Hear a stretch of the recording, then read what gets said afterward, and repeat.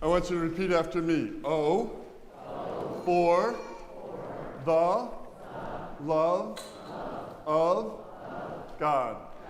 Put it all together. O, for the love of God. It's a silly expression, and oh, for the love of God. And think about different ways that you can say it. So even to the metaphor at the beginning of the first reading, when you're holding a newborn child, oh, for the love of God.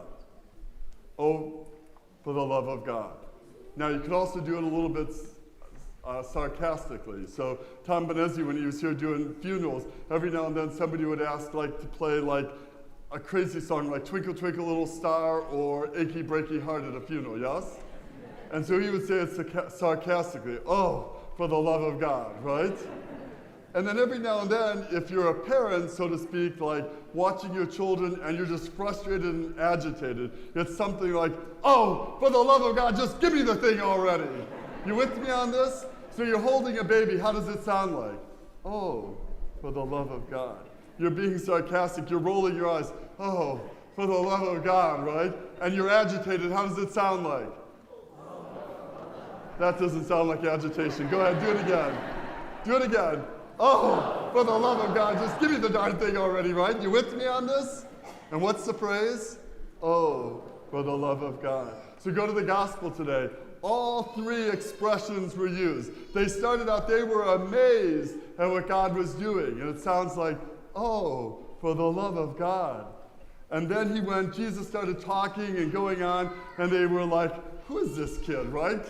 Oh, for the love of God, just shut up already, right?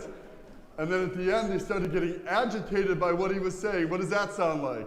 Oh, for the love of God, just get out of here already, right? And then at the end, he cuts right through the crowd, and it brings us right back to the beginning. Oh, for the love of God, the mighty things that God's love can do. Go to the second reading today, right? That second reading is often used at weddings, right? And the couple sits there, oh, this is the love that they share. The reading is really all about the love of God. God gives us this love, a patient love, a kind love, a caring and compassionate love, a very generous, not selfish love, so that we can then love one another in that same way. Go to the first reading from Nehemiah. It is that love of God that is so strong that everyone can come to know about God and the mighty things that God can do in our lives, in their lives, and across our world. And what's the phrase? Oh, for the love of God. And let's be honest, it's kind of like an early Valentine's. Who of us doesn't need more love of God?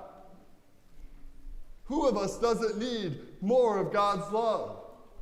So that we can live love in that very same way. As you walk into the week, hold up your tangerine sheets.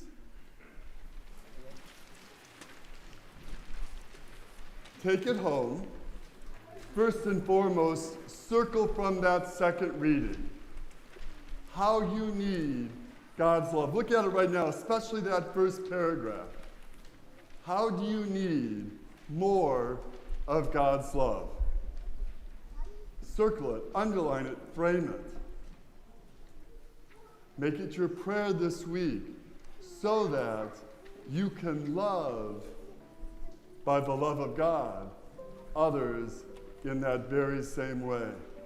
Oh, for the love of God, holding a newborn child, amazed. Somewhat sarcastic, oh, for the love of God. Sometimes oh, for the love of God. The gospel reminds us clearly all three expressions at work. The second reading is a beautiful offering of the love of God in our lives. And the first reading clearly reminds us of the power and the strength of that love. God desires to strengthen us with that love so all can come to know His goodness, the mighty love of God that can transform all things, now and forever. Amen.